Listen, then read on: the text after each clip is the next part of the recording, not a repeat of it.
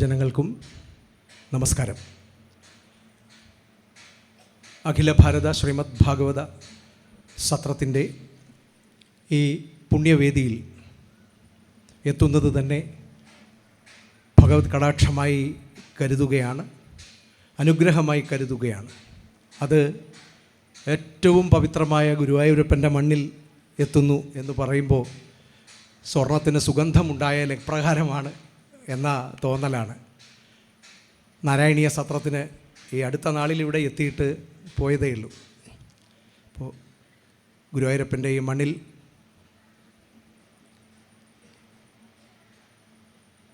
വളരെ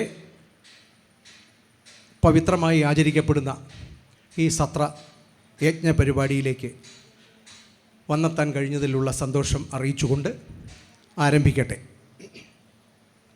ഭാരതം എന്ന ജ്ഞാനഗംഗ വളരെ ആഴത്തിൽ, വളരെ വിപുലമായ ഒരു വിഷയമാണ്. വളരെ ചുരുങ്ങിയ ഒരു സമയത്തിനുള്ളിൽ ആ വിഷയത്തോട് നീതി പുലർത്തി പറയാൻ സാധിക്കും എന്ന് കരുതുകയാണ്. തുടങ്ങട്ടെ. എന്തൊക്കെ സാധനങ്ങളാണ് നമുക്കുള്ളത്? വീട്, പണം, നാം നേടിയിട്ടുള്ളതെല്ലാം നമുക്കുള്ളതാണ്. ഭൗതികമായി നാം ആർജിച്ചെടുത്തിട്ടുള്ളതെല്ലാം നമ്മുടേതാണ്. എന്നാൽ ആരുടേതാണ് നമ്മൾ? അങ്ങനെയൊന്ന് ചിന്തിച്ചാലോ? നമ്മൾ പറയാറുണ്ടല്ലോ, ഇതെൻ്റെതാണ്, ഇത് ഞാൻ നേടിയിട്ടുള്ളതാണ് എന്നൊക്കെ പറയാറുണ്ട്. ഈ ആരുടേതാണ് ഈ ഞാൻ അല്ലെങ്കിൽ നമ്മൾ? അച്ഛനമ്മമാരുടേതാണ്, ഇന്ന കുടുംബത്തിലേതാണ്, ഇന്ന ഗ്രാമത്തിലേതാണ് എന്നൊക്കെ നാം പറയാറുണ്ട്. അവിടെ നിന്ന് വളർന്നാൽ സ്വന്തം രാജ്യത്തിലേത്, ഭാരതത്തിലേതാണ് ഞാൻ. അതൊരു സന്തോഷവും അഭിമാനവും നൽകുന്ന ഒരു തോന്നലാണ്. ഏതെങ്കിലും ഒരു സ്ഥലം നമ്മുടേതാണ്, അത് നമുക്ക് വളരെ വേണ്ടപ്പെട്ടതാണ്, നാം അവിടെ വളരെ വേണ്ടപ്പെട്ടതാണ് എന്ന തോന്നൽ ആഹ്ലാദം നൽകുന്നതാണ്. അത് അവിടം സ്വന്തമാണ്, അവിടേക്ക് നമ്മൾ വേണ്ടപ്പെട്ടവനാണ് എന്ന തോന്നൽ. ഭാരതത്തിലുള്ള നമ്മെ സംബന്ധിച്ച് ഈ തോന്നൽ വളരെ സ്വാഭാവികമായി ഉണ്ടാവുന്നതാണ്. നമുക്കതിൽ യാതൊരു അത്ഭുതവുമില്ല. നമ്മൾ ഭാരതത്തിലേതാണ് എന്നതിൽ നമുക്ക് യാതൊരു അത്ഭുതവുമില്ല. എന്നാൽ ഈ കാലഘട്ടത്തിൽ ലക്ഷക്കണക്കിന് ജനങ്ങൾക്ക് അങ്ങനെ ഒരവസ്ഥയില്ല. സ്വന്തമായി വീടില്ല, സ്വന്തമായി ഭാഷ ഇല്ല, സ്വന്തം സംസ്കൃതിയിൽ അഭിമാനിക്കുന്നതിനുള്ള സാഹചര്യങ്ങൾ ഇല്ലാത്ത ലക്ഷക്കണക്കിന് ആളുകൾ അതിനായി പടവെട്ടുകയും പോരടിക്കുകയും ചെയ്തുകൊണ്ട് വളരെയധികം സംഘർഷങ്ങൾ അനുഭവിക്കുന്നത് നാം കാണുന്നുണ്ട്. എന്തിനു വേണ്ടിയിട്ടാണ്? നാം ഈ അനുഭവിക്കുന്ന മമതാബോധം സ്വായത്തമാക്കുന്നതിന് വേണ്ടി. ഭാരതത്തിലേതാണ് നാം എന്ന ഈ മമതാബോധം. എന്നാ നമ്മളോ? സ്വന്തം വീട്ടിലെന്ന പോലത്തെ ഒരു തോന്നലാണ് നമുക്ക് നമ്മുടെ നാട്ടിലുള്ളത്. അല്ലേ? ഞാൻ കടുത്തുരുത്തി എന്ന് പറയുന്ന സ്ഥലത്ത് നിന്ന് വരുന്ന ആളാണ്. കടുത്തുരുത്തി, വൈക്കം, ഏറ്റുമാനൂർ 3 പ്രസിദ്ധങ്ങളായിട്ടുള്ള ശിവാലയങ്ങൾ. അതിൻ്റെ മധ്യത്തിലായി ആദിത്യപുരം എന്ന സൂര്യക്ഷേത്രം, മള്ളിയൂർ ഗണപതി ക്ഷേത്രം. അപ്പോൾ ക്ഷേത്ര സങ്കേതങ്ങൾക്ക് നടുവിൽ നിന്നാണ് ഞാൻ വരുന്നത്. ഞാൻ ഗുരുവായൂരെത്തുമ്പോൾ എൻ്റെ സ്വന്തം നാട് തന്നെയാണ്. ഈ മണ്ണ് എനിക്ക് വളരെ പ്രിയപ്പെട്ടതാണ്, എന്നോട് ചേർന്ന് നിൽക്കുന്നതാണ്. എൻ്റെ വീട്ടിലെ അതേ തോന്നലാണ് ഞാൻ നിങ്ങളുടെ ഈ മണ്ണിൽ നിൽക്കുമ്പോഴും തോന്നുന്നത്. ഇത് തന്നെയാണ് കാശിയിൽ ചെന്നാലും നമുക്ക് തോന്നുക, ഇത് തന്നെയാണ് ഹരിദ്വാറിൽ ചെന്നാലും, ഇത് ഭാരതത്തിലെ ഏത് പ്രദേശത്ത് ചെന്നാലും സ്വന്തം വീട്ടിൽ നാം അനുഭവിക്കുന്ന ആ വീട്ടിലേതെന്നു പോലുള്ള ഒരു തോന്നലാണ് നമുക്കുണ്ടാവുക. അതാ ഞാൻ പറഞ്ഞത്, നമുക്കിതിൽ അത്ഭുതമില്ല. അതൊരു സ്വാഭാവികമായി നമുക്ക് ഉണ്ടാവുന്ന ഒരു തോന്നലാണ്. അധികമൊന്നും നമ്മളാരും അത് ശ്രദ്ധിച്ചിട്ടില്ല എന്നുള്ളതേ ഉള്ളൂ. ജനിക്കുന്നതിന് മുൻപ് നമുക്ക് കിട്ടിയിട്ടുള്ള ജന്മദിന സമ്മാനമാണ് ആ തോന്നൽ എന്നുള്ളത്. അഭിമാനത്തോടു കൂടി പറയട്ടെ, ജനിക്കുന്നതിന് മുമ്പ് നമുക്ക് ഓരോരുത്തർക്കും കിട്ടിയിട്ടുള്ള ജന്മദിന സമ്മാനമാണ് ആ തോന്നൽ, നാം ഭാരതത്തിലേതാണ് എന്ന തോന്നൽ. അതിനെ നമ്മളൊന്ന് വിശദീകരിച്ച് നോക്കിയാൽ, ഇന്ന കുടുംബത്തിലേതാണ് ഞാൻ എന്ന് പറയുമ്പോൾ എന്താ അർത്ഥമാവുക?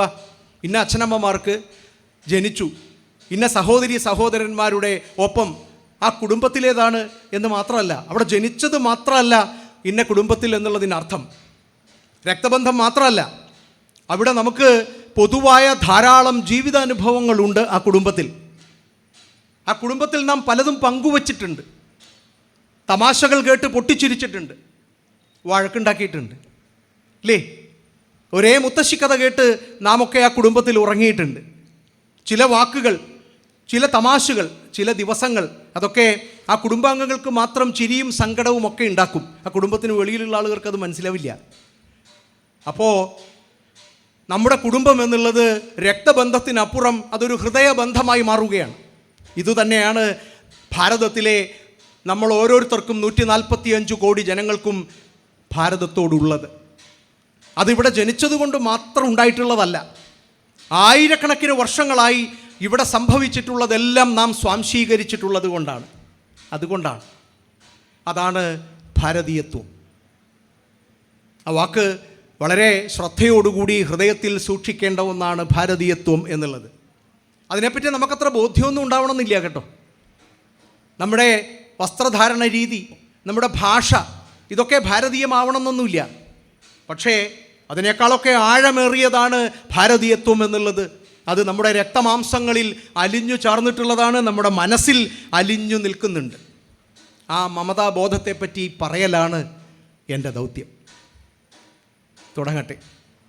ഭാരതം, ആ പേരിൽ തന്നെ എല്ലാവർക്കും അറിയാം അതിൻ്റെ അർത്ഥം. വെളിച്ചത്തെ ഇഷ്ടപ്പെടുന്ന നാട് എന്നാണ്. പ്രാർത്ഥന അതാണ്, അസതോ മാ സദ്ഗമയ, അജ്ഞതയുടെ ഇരുട്ടിൽ നിന്ന് വെളിച്ചത്തിലേക്ക് നയിക്കുക എന്നതാണ്. അനേകായിരം വർഷങ്ങളുടെ അനുഭവ സമന്വയമാണ് ഭാരതം എന്നുള്ളത്. അതിന് വ്യക്തമായ ഒരു ലിഖിത രൂപം നാം ഉണ്ടാക്കിയിട്ടുണ്ട്. അതിന് ഭാരതീയ സംസ്കൃതി എന്നാണ് പറയുക. സംസ്കാരം എന്നുള്ളതാണ്. ആയിരക്കണക്കിന് വർഷങ്ങൾ കൊണ്ട് രൂപമെടുത്ത സംസ്കാരം. ഇപ്പോൾ എന്താണ് സംസ്കാരം എന്ന് നാം അറിയണം. ആയിരക്കണക്കിന് വർഷങ്ങൾ കൊണ്ട് ജീവിതശൈലിയെ മൂല്യങ്ങൾ ചേർത്ത് ശുദ്ധീകരിച്ച് രൂപപ്പെടുത്തിയതാണ് നമ്മുടെ സംസ്കാരം, നമ്മുടെ സംസ്കൃതി. സംസ്കാരം ഒരു ദിവസം കൊണ്ടുണ്ടാവില്ല. ആയിരക്കണക്കിന് വർഷങ്ങൾ കൊണ്ടാണ് ജീവിതശൈലിയെ നമ്മുടെ പൂർവികർ ശുദ്ധീകരിച്ചത്, റിഫൈൻ ചെയ്യുകയായിരുന്നു. അപ്പോൾ എന്താ മൂല്യങ്ങൾ അറിയണ്ടേ? നമ്മെ എല്ലാവരെയും നിലനിർത്തുന്നതാണ് മൂല്യങ്ങൾ.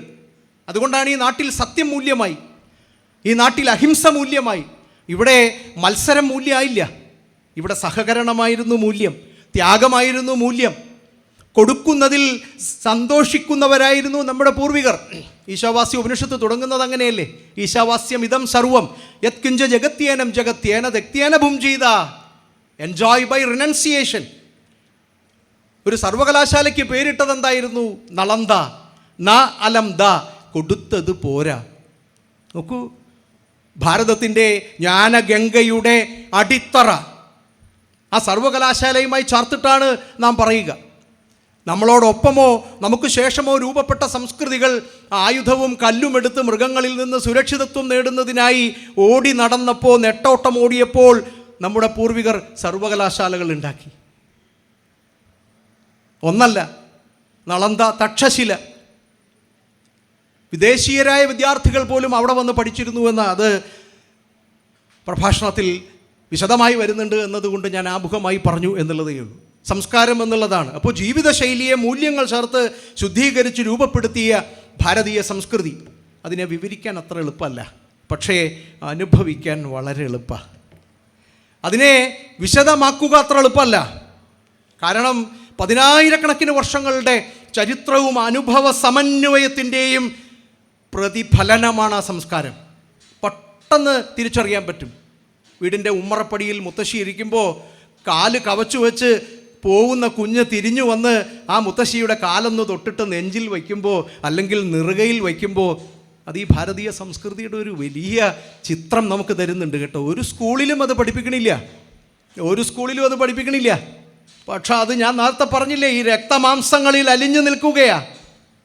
അത് സ്വാഭാവികമായി നമ്മുടെ തലമുറകളിൽ നിന്ന് തലമുറകളിലേക്ക് കടന്നു വരുന്നുണ്ട്, ഇപ്പോഴും വരുന്നുണ്ട്. ഒരു പുസ്തകത്തിൽ നാം ചവിട്ടില്ല, ഒരു ദൈവത്തിൻ്റെ ഫോട്ടോയിലും നാം പുച്ഛിച്ച് തള്ളില്ല. അന്യമതസ്ഥരുടേതായിക്കോട്ടെ, നമുക്ക് സാധിക്കില്ല. അത് ദൗർബല്യമായി കരുതുന്നവരൊക്കെ ഉണ്ട് കേട്ടോ. അതൊക്കെ കാലം തെളിയിച്ചിട്ടുണ്ട്.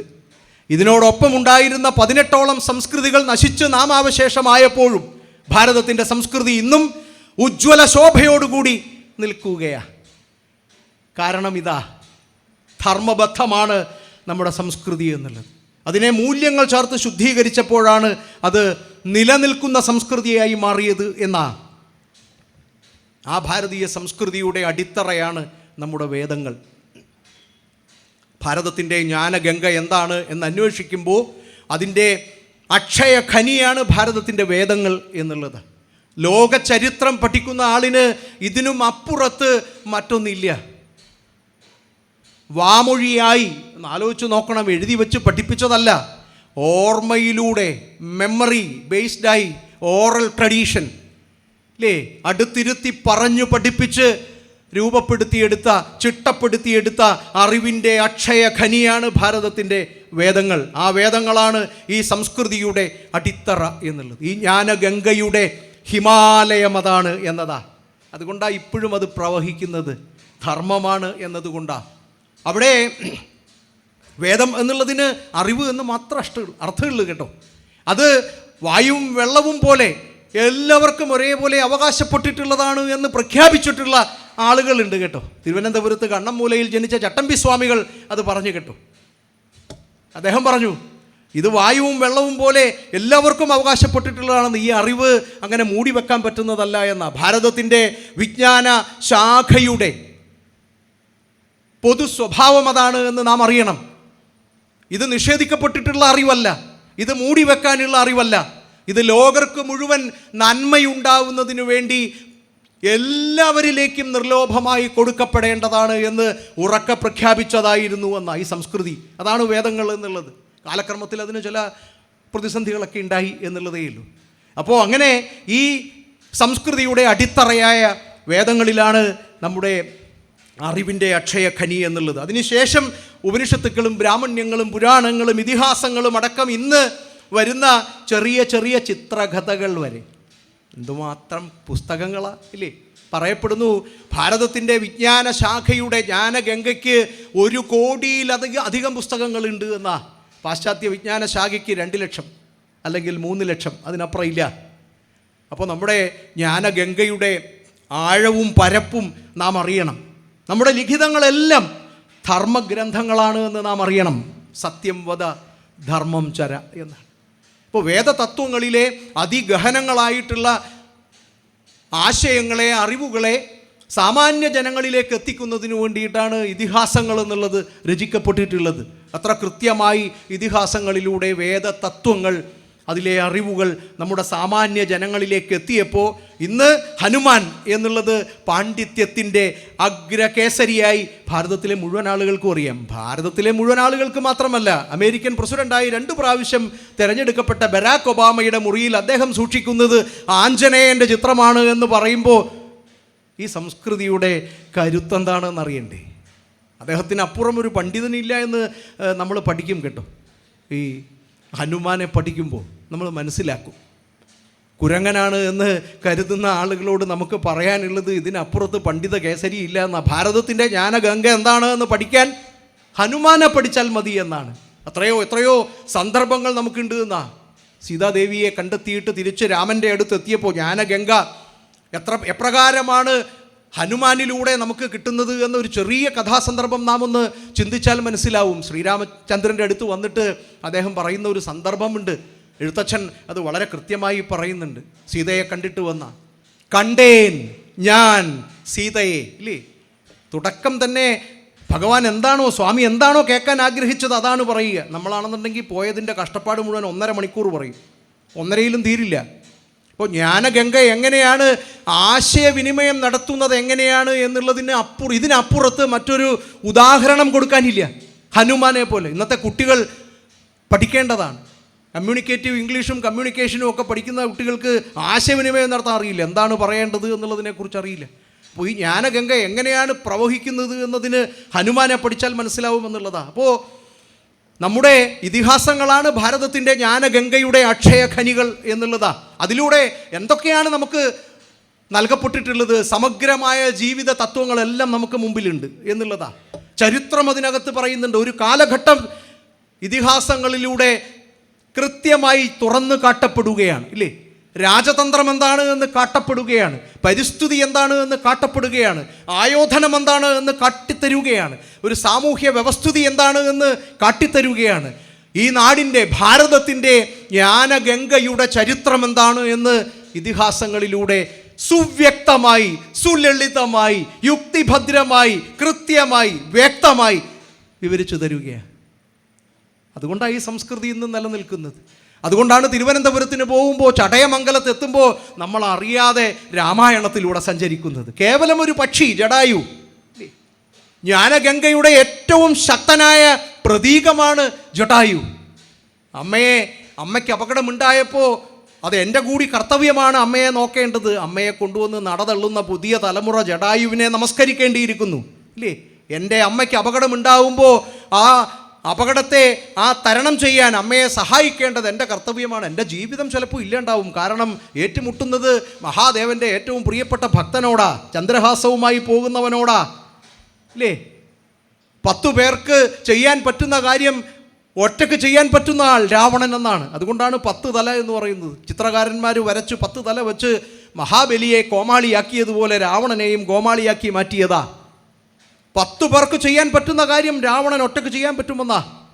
അപ്പോൾ ജടായു എന്നുള്ളത് അങ്ങനെ ഭാരതത്തിലുടനീളം സഞ്ചരിക്കുമ്പോൾ, ഞാൻ വ്യാസഗുഹയിൽ പോയി, ബദരീനാഥിൽ നോക്കൂ, ശങ്കരാചാര്യസ്വാമികളുടെ അദ്ദേഹം മറഞ്ഞ സ്ഥലമാണ് ബദരീനാഥ്. കേദാരനാഥിൽ പോയി, അവിടെയൊക്കെ ചെല്ലുമ്പോൾ ഞാൻ എൻ്റെ പൈതൃക ഭൂമിയിൽ നിൽക്കുകയാണ്. എൻ്റെ വീട്ടിൽ നിൽക്കുന്ന സ്വാതന്ത്ര്യമാണ് അനുഭവിക്കുന്നത്, അനുഭൂതിയാണ് എന്ന ഈ സംസ്കൃതിയുടെ എത്ര സൗന്ദര്യമാണ് എന്ന് നാം തിരിച്ചറിയണം. ഇപ്പോൾ ഇതിഹാസങ്ങളിലൂടെയാണ് നമ്മുടെ നാടിൻ്റെ ഈ ജ്ഞാനഗംഗയെ വളരെ ലളിതമായി അവതരിപ്പിക്കപ്പെട്ടിട്ടുള്ളത് എന്നാണ്.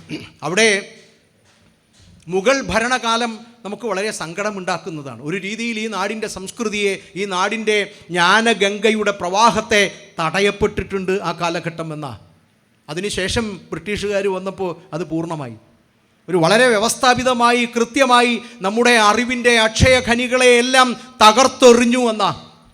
വെറുതെ തകർത്തെറിയുക മാത്രമല്ല അവർ ചെയ്തിട്ടുള്ളത്, മറ്റൊരു വിജ്ഞാന ശാഖയെ അവർ കൊണ്ടുവന്ന് നമ്മുടെ മുകളിലേക്ക് പ്രതിഷ്ഠിച്ചു എന്നാ. അപ്പോൾ എന്താ പറ്റിയത്? ഒറിജിനൽ ഏതാ ഡ്യൂപ്ലിക്കേറ്റ് ഏതാന്ന് തിരിച്ചറിയാൻ പറ്റാതായിപ്പോയി എന്നാ. ഇപ്പം നമുക്ക് പറ്റിയിട്ടുള്ള കുഴപ്പം അതാ, എല്ലാം 22 ക്യാരറ്റാണ് എന്നാ പറയുക. എല്ലാം ഒറിജിനലുകളെ പോലെ തോന്നുകയാണ്. അപ്പോൾ പാശ്ചാത്യ വിജ്ഞാന ശാഖ വളരെ ആസൂത്രിതമായി, വളരെ സങ്കുചിതമായ ഉദ്ദേശ ലക്ഷ്യങ്ങളോടുകൂടി അവരിവിടെ കൊണ്ടുവന്ന് നമ്മുടെ ഭാരതത്തിൻ്റെ ജ്ഞാനശാഖയിലേക്ക് തകിടം മറിച്ചു എന്നതാണ്. അവിടെയാണ് നമ്മുടെ അധപ്പതനം എന്ന് നമ്മൾ ഓരോരുത്തരും അറിയണമെന്നുള്ളതാണ്. മെക്കോളെ അത് റിപ്പോർട്ടിൽ പറയുന്നുണ്ട്. സ്വന്തം സംസ്കൃതിയിൽ ഇത്രയധികം അഭിമാനമുള്ള ഒരു ജനതയെ കീഴ്പ്പെടുത്താൻ പറ്റില്ല എന്ന്. സ്വന്തം സംസ്കൃതിയിൽ ഇത്ര അഭിമാനമുള്ള ഈ ജനതയെ കീഴ്പ്പെടുത്തണമെങ്കിൽ നമുക്ക് ചില കാര്യങ്ങൾ കൃത്യമായി ചെയ്യേണ്ടതുണ്ട് എന്ന് അവരത് ചെയ്തു, അതിൽ വിജയിച്ചു എന്നാണ്. നോക്കൂ, അന്ന് ഇവിടുത്തെ ഓരോ ജില്ലകളിൽ ചുമതലയുണ്ടായിരുന്ന കളക്ടർമാർ ലണ്ടനിലേക്ക് അയച്ചു കൊടുത്തിട്ടുള്ള റിപ്പോർട്ടുകളുണ്ട്. 3 മാസം കൂടുമ്പോൾ അവർ റിപ്പോർട്ടുകൾ അയക്കണം. അങ്ങനെ റിപ്പോർട്ടുകൾ അയച്ച ആ റിപ്പോർട്ടുകളെല്ലാം പ്രസിദ്ധീകൃതമായിട്ടുണ്ട്, നമുക്ക് വേണമെങ്കിൽ ലഭ്യമാണ്. ആ റിപ്പോർട്ടുകളൊക്കെ പഠിച്ചിട്ട് ഭാരതീയനായ ധരംപാൽ എന്ന് പറയുന്ന ആൾ കുറച്ച് പുസ്തകങ്ങൾ എഴുതിയിട്ടുണ്ട്. ഓരോ ഭാരതീയനും വായിച്ചു മനസ്സിലാക്കേണ്ട പുസ്തകമാണ്. ആ പുസ്തകത്തിൻ്റെ പേരും വളരെ മനോഹരമാണ്, ബ്യൂട്ടിഫുൾ ട്രീ എന്നാണ് ആ പുസ്തകത്തിൻ്റെ പേര്. 10 വോള്യമുണ്ട്, 10 വോള്യം ഈ ബുക്കായിട്ട് നമുക്കത് വേണമെങ്കിൽ വായിക്കാൻ കിട്ടും. ആ ബ്യൂട്ടിഫുൾ ട്രീ എന്നുള്ളതിൽ ധരംപാൽ പറയുന്നു ഈ നാടിൻ്റെ ജ്ഞാനഗംഗ എങ്ങനെയായിരുന്നു ഇവിടെ നിലനിന്നിരുന്നത്, പ്രവഹിച്ചിരുന്നത് എന്നാണ്. അദ്ദേഹം പറയുന്നു 3 ലക്ഷത്തോളം ഗുരുകുലങ്ങൾ ഉണ്ടായിരുന്നു ഭാരതത്തിൽ എന്ന്. നമുക്ക് ചിന്തിക്കാൻ പറ്റുമോ? ഏത് കാലഘട്ടമെന്ന് ഓർക്കണം. മുഗൾ ഭരണകാലത്തിൻ്റെ മുഴുവൻ ദുരന്തങ്ങളും ഏറ്റുവാങ്ങിയ ഒരു ജനത, ഒരു സംസ്കൃതി, ഒരു സംസ്കാരം, ഒരു നാട്, ഒരു തതി. എന്നിട്ടും അവർ പിടിച്ചു നിന്നു. സമ്പത്ത് മുഴുവൻ കൊള്ളയടിക്കപ്പെട്ടു, അപമാനിക്കപ്പെട്ടു, ക്ഷേത്രങ്ങൾ മുഴുവൻ തകർക്കപ്പെട്ടു. പക്ഷേ ക്ഷേത്രം തകർത്താലൊന്നും തകർക്കപ്പെടുന്നതല്ല വിശ്വാസമെന്ന് നമുക്കറിയാമല്ലോ, ഇല്ലേ? അതുകൊണ്ട് അതിനുശേഷം വന്ന ബ്രിട്ടീഷുകാർ എഴുതിയ റിപ്പോർട്ടിൽ അവർ പറഞ്ഞിരിക്കുന്നു 3 ലക്ഷം ഗുരുകുലങ്ങളിലൂടെയാണ് ഭാരതത്തിൻ്റെ ജ്ഞാനഗംഗ ഇവിടെ പ്രവഹിച്ചു കൊണ്ടിരുന്നത് എന്നാണ്. അവിടെ എല്ലാവർക്കും പ്രവേശനം ഉണ്ടായിരുന്നു എന്നാണ് എഴുതി വച്ചിട്ടുള്ളത്. നമ്മുടെ ആളുകളല്ല കേട്ടോ. സ്വന്തം ചരിത്രം മഹത്വവൽക്കരിച്ച് എഴുതി നേട്ടമുണ്ടാക്കിയവരായിരുന്നില്ല ഭാരതീയർ. നമുക്ക് എഴുതാനേ അറിയാൻ മേലായിരുന്നു. അറിയാൻ മേലാത്തത് കൊണ്ടല്ല, കരുത്ത് എഴുതുന്നതിനപ്പുറം ചൊല്ലിപ്പഠിക്കുന്നതിലാണ് എന്ന് തിരിച്ചറിഞ്ഞത് കൊണ്ടാണ്. എഴുതിയിടത്താണ് നമ്മുടെ ചരിത്രം സ്റ്റാറ്റിക്കായി പോയത്. എഴുതിയ പിന്നെ ഒരു കുഴപ്പം എന്താ, അത് സ്ഥിരമായി പോവും.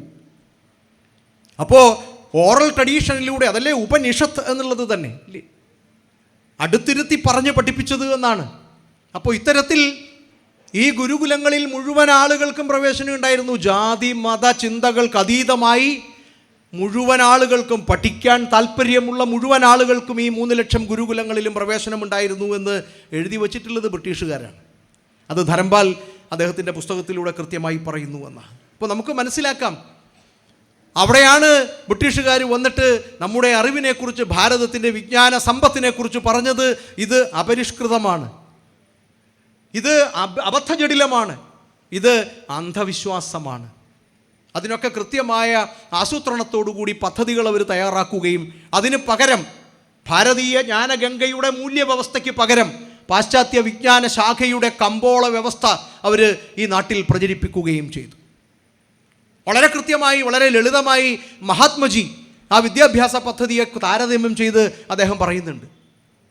എന്താ അത്? പാശ്ചാത്യ വിദ്യാഭ്യാസ ശാഖയുടെ പ്രത്യേകത അദ്ദേഹം പറയുന്നുണ്ട്. 3 ക്യാപിറ്റൽ ആറുകൾ എന്നാണ് പറയുക. 3 capital R: reading, writing and arithmetic. എഴുതാനും വായിക്കാനും കണക്ക് കൂട്ടാനും പഠിക്കുക. ഒറ്റ വാക്കിൽ പറഞ്ഞാൽ സാക്ഷരനാവുക. നമ്മളും പറയില്ലേ 100% സാക്ഷരത നേടിയ ജില്ല, നാട് എന്നൊക്കെ.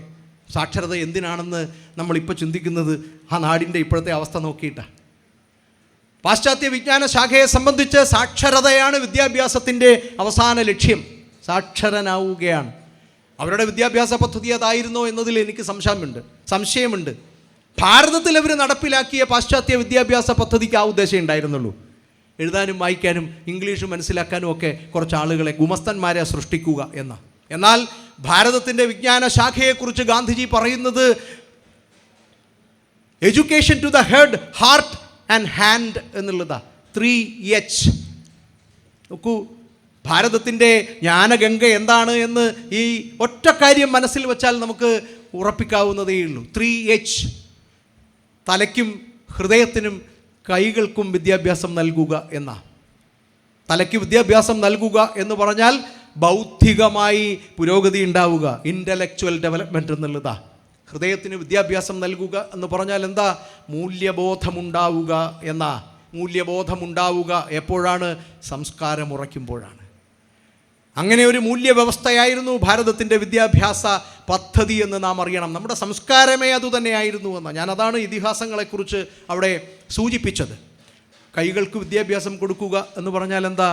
അവനവൻ്റെ ഉപജീവന മാർഗത്തിനുള്ള സ്കിൽ ഉപയോഗിച്ച് കഴിയാനുള്ള കരുത്തുണ്ടാവുക എന്ന്. സമൂഹത്തിൻ്റെ നന്മയ്ക്കായി പ്രവർത്തിക്കാൻ പറ്റുക എന്നുള്ളതാണ്. അറിവ് നേടുന്നത് എന്തിന് എന്നുള്ളതിനെക്കുറിച്ച് ഭാരതത്തിന് കൃത്യമായ ബോധ്യമുണ്ടായിരുന്നുവെന്നാണ്.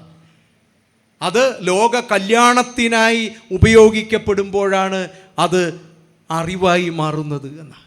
ഇന്നത്തെ കുഴപ്പം എന്താണ്? ഇന്ന് അറിവുള്ള ധാരാളം ആളുകളുണ്ട്. എത്രയോ പണ്ഡിത കേസരികളുണ്ട് നമ്മുടെ നാട്ടിൽ. ഇൻപുട്ടുണ്ട്, ഔട്ട്പുട്ടില്ല, പുറത്തേക്കില്ല. അപ്പോൾ ഭാരതത്തിൻ്റെ ജ്ഞാനഗംഗ അങ്ങനെ ആയിരുന്നില്ല. അതെല്ലാവരിലേക്കും നിർലോഭമെത്തേണ്ടതാണ് എന്ന് മനസ്സിലാക്കിക്കൊണ്ട് അതിനനുസരിച്ചുള്ള ഒരു വിദ്യാഭ്യാസ പദ്ധതിയാണ് ഭാരതം രൂപപ്പെടുത്തിയത്. അത് മനസ്സിലാക്കാൻ ഒരു നിർവചനം ഒന്ന് പഠിച്ചാൽ മതി. ആ നിർവചനം പറഞ്ഞത് ഭാരതീയനായ ഒരു സന്യാസിയാണ്. വിദ്യാഭ്യാസത്തെക്കുറിച്ച് ലോകത്തെവിടെയുള്ള ആളുകളും പഠിക്കാനൊന്ന് പുറപ്പെട്ടാൽ, ലോകത്തെവിടെയും എന്നുള്ളത് കൃത്യമായി മനസ്സിലാക്കണം കേട്ടോ. എഡ്യൂക്കേഷൻ എന്നുള്ള ശാസ്ത്രശാഖയെക്കുറിച്ച് പഠിക്കാൻ ലോകത്തെവിടെയുള്ള ആളും ഇറങ്ങി പുറപ്പെട്ടാൽ കൃത്യമായി എത്തിച്ചേരുന്ന ഒരു നിർവചനമുണ്ട്. അത് പറഞ്ഞിട്ടുള്ളത് ഭാരതീയനായ ഒരു സന്യാസിയാണ്. ഭാരതത്തെ നിത്യ യൗവനത്തിൽ നിലനിർത്തിയ സന്യാസിയാണ് സ്വാമി വിവേകാനന്ദൻ. ഇതിനപ്പുറത്ത് സുന്ദരനായ ഒരു പുരുഷനെ ഞാൻ കണ്ടിട്ടില്ല കേട്ടോ. Education is the manifestation of perfection already in man എന്ന മനുഷ്യൻ്റെ ഉള്ളിലുള്ള സമ്പൂർണതകളുടെ വെളിപ്പെടുത്തലാണ് വിദ്യാഭ്യാസമെന്ന് പറഞ്ഞപ്പോൾ അതിനപ്പുറത്ത് ഇനി പറയാനൊന്നുമില്ല. ഇതിനപ്പുറത്ത് എന്താണ് വിദ്യാഭ്യാസമെന്ന് ഇനി ലോകത്തൊരാൾക്കും പറയാൻ സാധിക്കില്ല എന്ന ഭാരതത്തിൻ്റെ ജ്ഞാനഗംഗ എന്താണ് എന്ന്, ഇതിനപ്പുറത്ത് എന്താ പറയാനിരിക്കുന്നത്, എല്ലാം ഉള്ളിലാണ് എന്ന. ജനിച്ചു വീണ ഒരു കുഞ്ഞ് മിനിറ്റുകൾക്കകം, കണ്ണുപോലും നല്ലതുപോലെ തുറക്കാൻ പറ്റുന്നില്ല കേട്ടോ, മിനിറ്റുകൾക്കകം അതിൻ്റെ അമ്മയെ തിരിച്ചറിയുന്നത് ഏതറിവ് വെച്ചിട്ടാ? എത്ര ആളുകൾ ആ കുഞ്ഞിനെ കൈമാറിയെടുക്കും, കരച്ചിൽ നിർത്തില്ല. പക്ഷേ അവസാനം ആ അമ്മയുടെ മാറിൻ്റെ ചൂടിലേക്ക് ആ കുഞ്ഞ് വരുമ്പോഴോ അപ്പം നിർത്തും, സ്വിച്ച് ഇട്ടതുപോലെ കരച്ചിൽ നിർത്തും. ഇല്ലേ, ആ കുഞ്ഞിന് എവിടെ അറിവുള്ളത്? നോക്കൂ, നമ്മൾ സൈക്കിൾ പഠിക്കാൻ പോകുന്നില്ലേ, തുടങ്ങുമ്പോൾ ഈ സൈക്കിളൊന്നും നമുക്ക് ജീവിതത്തിൽ പഠിക്കാൻ പറ്റുമെന്ന് പറ്റില്ല. ഞാൻ എൻ്റെ പഞ്ചായത്തിലുള്ള മുഴുവൻ ആളുകളെയും വെച്ചിട്ടാണ് സൈക്കിൾ പഠിച്ചത്. ഹാൻഡിലിൽ പിടിക്കാൻ എത്ര പേരായിരുന്നു, പുറകിൽ പിടിക്കാൻ എത്ര പേരായിരുന്നു, എന്നെ പിടിക്കാൻ കുറേ ആളുകളുണ്ടായിരുന്നു. അപ്പോൾ എനിക്ക് ഉറപ്പായിരുന്നു ഇത് എന്നെക്കൊണ്ട് സാധിക്കില്ല എന്ന്. കാരണം സൈക്കിളിൻ്റെ വഴിക്കും ഞാൻ വേറെ വഴിക്കുക. പക്ഷേ 1 മണിക്കൂർ കഴിഞ്ഞപ്പോൾ എനിക്ക് ഹാൻഡിലിൽ പിടിക്കുക പോലും വേണ്ട, കൈയൊക്കെ ഇങ്ങനെ വെച്ചിട്ട് വേണമെങ്കിലും ചവിട്ടാം. അപ്പോട്ടാ ഈ അറിവിരിക്കുക. വള്ളത്തിൽ നീന്താൻ ഇറങ്ങുമ്പോഴോ അത്ര കലക്കവെള്ളം കുടിച്ചിരിക്കുന്നു, കുറച്ച് കഴിയുമ്പോഴോ അപ്പോട്ടാ ഈ അറിവിരിക്കുക. ഇതെല്ലാം ഉള്ളിലുണ്ട് എന്നാ.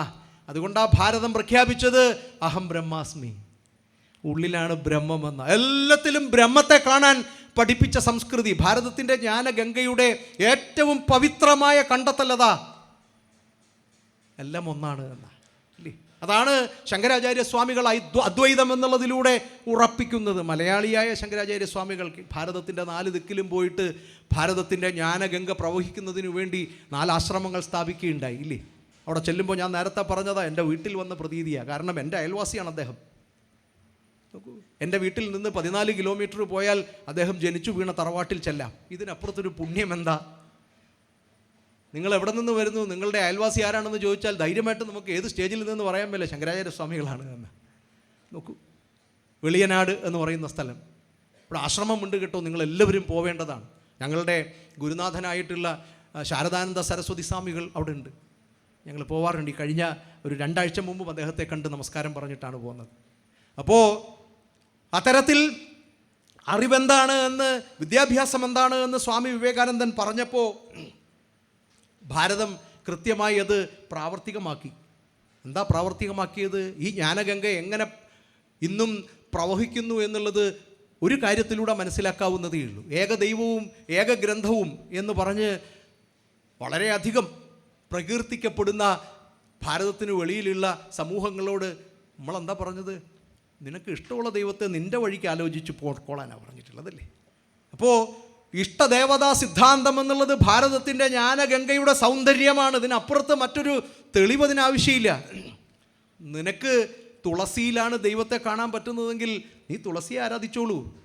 ഇല്ലേ, കൊണ്ടുവന്നിട്ട് വീടിൻ്റെ അറവാതുക്കൽ കൊണ്ടുവന്നിട്ട് വെറും നിലത്തല്ല, പീഠമുണ്ടാക്കിയിട്ട് ആ പീഠത്തിൽ അതിനെ വളർത്തി പരിപാലിച്ച് വിളക്ക് കൊളുത്തി ആരാധിച്ചോളാനാണ് പറഞ്ഞത്.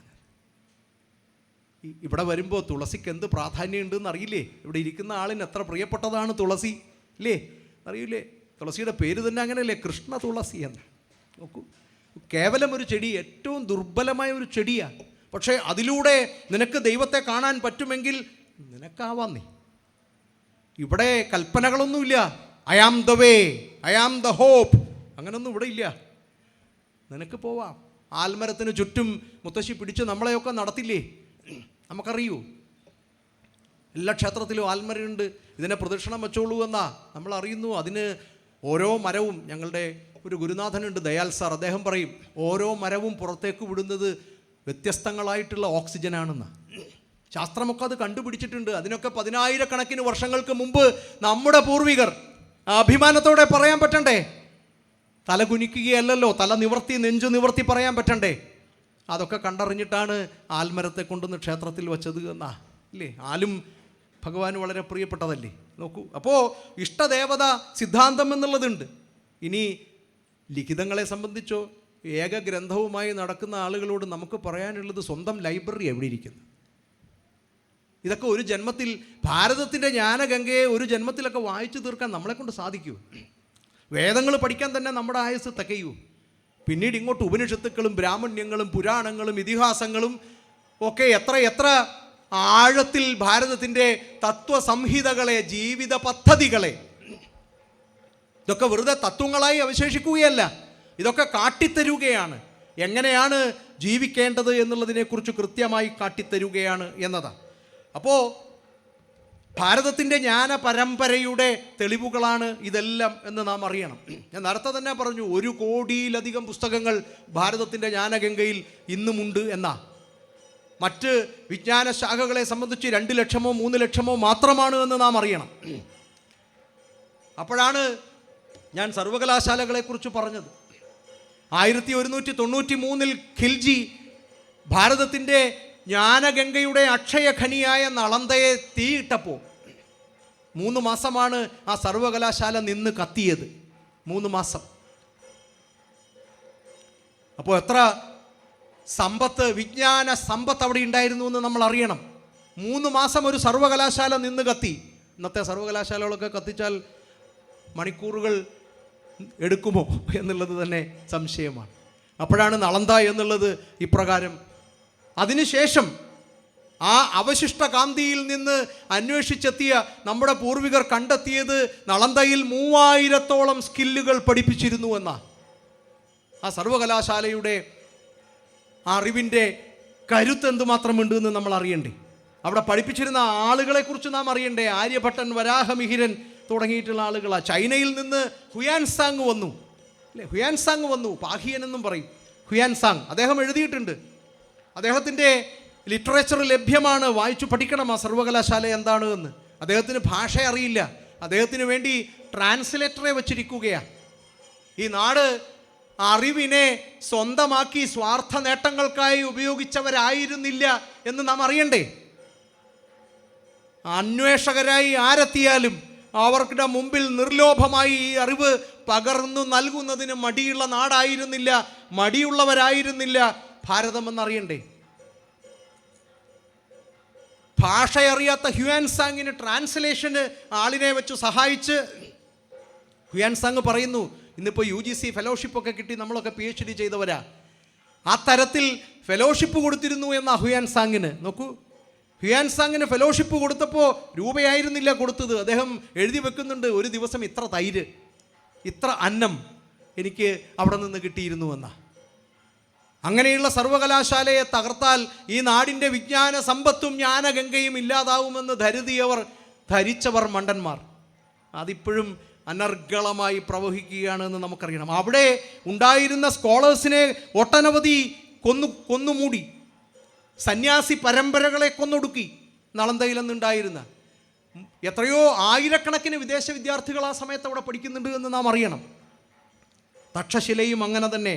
തക്ഷശിലയിലെയും വളരെ പ്രഗത്ഭരായ അധ്യാപകർ പാണിനി, നാഗാർജുനൻ, ചാണക്യൻ, ചരകൻ, സുശ്രുതൻ, ഇവരൊക്കെ പറഞ്ഞതിനപ്പുറത്തേക്ക് ഇന്നൊരു വിജ്ഞാന ശാഖയ്ക്കും ഒന്നും പറയാനില്ല കേട്ടോ.